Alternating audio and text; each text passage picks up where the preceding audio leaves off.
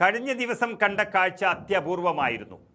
വരട്ടെ ടീച്ചർ കൂടി വരട്ടെ എന്ന് പറഞ്ഞുകൊണ്ട് മുൻപ് പിണറായി വിജയൻ പരസ്യമായി ഇറക്കിവിട്ട PK ശ്രീമതി ടീച്ചറെ എല്ലാ ബഹുമാനത്തോടും കൂടി പൊതുവേദിയിൽ കസേരയിട്ട് ഇരുത്തുന്ന VD സതീശൻ എന്ന നേതാവിനെയാണ് കഴിഞ്ഞ ദിവസം കണ്ടത്.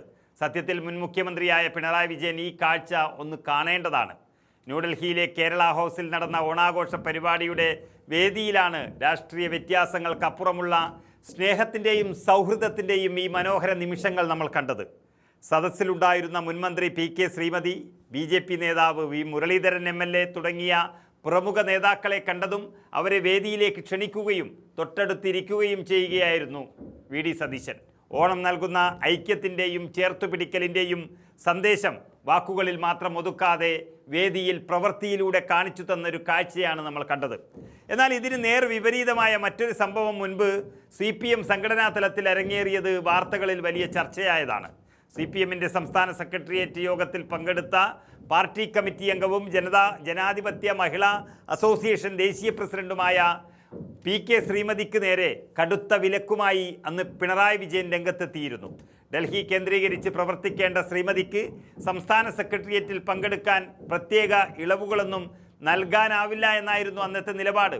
കേന്ദ്ര കമ്മിറ്റി അംഗങ്ങൾക്ക് സംസ്ഥാന സെക്രട്ടേറിയറ്റിൽ പങ്കെടുക്കാൻ പൊതുവെ തടസ്സങ്ങളില്ലാതിരുന്നിട്ടും അന്ന് സ്വീകരിച്ച ഈ നിലപാട് പാർട്ടി നേതാക്കൾക്കിടയിൽ പോലും വലിയ അഭിപ്രായ വ്യത്യാസങ്ങൾക്കും ഭിന്നതകൾക്കും വഴിവെച്ചതാണ്. സ്വന്തം പാർട്ടിയിലെ മുതിർന്ന വനിതാ നേതാവിനോട് പോലും സഹിഷ്ണുത കാട്ടാതെ അധികാരശൈലി വെച്ചു പുലർത്തിയ ഒരാളാണ് പിണറായി വിജയൻ എന്നുള്ളത് നമുക്കറിയാം. ഇവിടെയാണ് കോൺഗ്രസും കോൺഗ്രസിൻ്റെ മുഖ്യമന്ത്രിമാരും ജനനായകന്മാരും എങ്ങനെ വ്യത്യസ്തരാകുന്നു എന്ന് വ്യക്തമാകുന്നത്.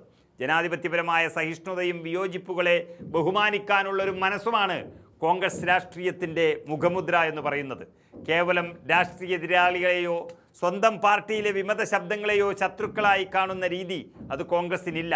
ഭരണപരമായ തീരുമാനങ്ങളിലും രാഷ്ട്രീയ നിലപാടുകളിലും എല്ലാവരെയും കേൾക്കാനും വ്യത്യസ്ത ആശയങ്ങളുള്ളവരെ പോലും ഉൾക്കൊള്ളാനും ആ പാർട്ടി നേതൃത്വം എപ്പോഴും തയ്യാറാകുന്നു എന്നുള്ളതാണ് പ്രത്യേകത. അധികാരത്തിൻ്റെ കസേരയിലിരിക്കുമ്പോൾ രാഷ്ട്രീയ വൈരം മറന്ന് എതിരാളികളെ പോലും നിർദ്ദേശങ്ങൾ കേൾക്കാനും അവരെ ബഹുമാനത്തോടെ കൂടെ നിർത്താനും കോൺഗ്രസ് സർക്കാരുകൾ കാണിച്ച മാതൃക ചരിത്രത്തിൽ നിരവധിയാണ്. വ്യക്തികേന്ദ്രീകൃതമായ തീരുമാനങ്ങൾക്കും ഏകാധിപത്യ ശൈലിക്കും പകരം കൂട്ടുത്തരവാദിത്വത്തിനും ജനാധിപത്യപരമായ ചർച്ചകളും മുൻനിർത്തി ഭരണം മുന്നോട്ട് കൊണ്ടുപോകുന്നു എന്നതാണ് കോൺഗ്രസ് എന്ന പ്രസ്ഥാനത്തിൻ്റെ വേറിട്ട ഒരു വ്യക്തിത്വം. ഒരു വശത്ത് സ്വന്തം പാർട്ടിയിലെ മുതിർന്ന നേതാക്കളെ യോഗങ്ങളിൽ നിന്ന് മാറ്റി നിർത്തുകയും അവഗണന കാണിക്കുകയും ചെയ്യുന്ന അധികാരത്തിൻ്റെ കടുംപിടുത്തം, മറുവശത്താകട്ടെ രാഷ്ട്രീയപരമായ എതിർപ്പുകളോ ആശയപരമായ വ്യത്യാസങ്ങളോ നോക്കാതെ പ്രമുഖ നേതാക്കളെയും ജനപ്രതിനിധികളെയും ഒരേ വേദിയിൽ ചേർത്ത് പിടിക്കുകയും ആദരിക്കുകയും ചെയ്യുന്ന വിശാലമായൊരു കാഴ്ച. പരസ്പരം ബഹുമാനവും ചേർത്തുപിടിക്കലുമാണ് യഥാർത്ഥ പൊതുപ്രവർത്തനത്തിലും ഭരണത്തിലും വേണ്ടത് എന്നതൊരു വലിയ രാഷ്ട്രീയ സന്ദേശമാണ് ഈ രണ്ട് സംഭവങ്ങളുടെയും താരതമ്യം നമ്മെ ഓർമ്മിപ്പിക്കുന്നത്. ഒരു സന്തോഷത്തിന്റെയും ആഹ്ലാദത്തിന്റെയും ഐശ്വര്യത്തിന്റെയും എല്ലാം ഒരു ആഘോഷ പരിപാടിയാണ്. ഞാൻ പലപ്പോഴും ആലോചിക്കും, ഓണം ഉണ്ടാകുന്നതിന് ഒരുപാട് ശ്രീമതി ടീച്ചർ കൂടിയുണ്ട്. വാ വാ ടീച്ചർ കൂടി വാ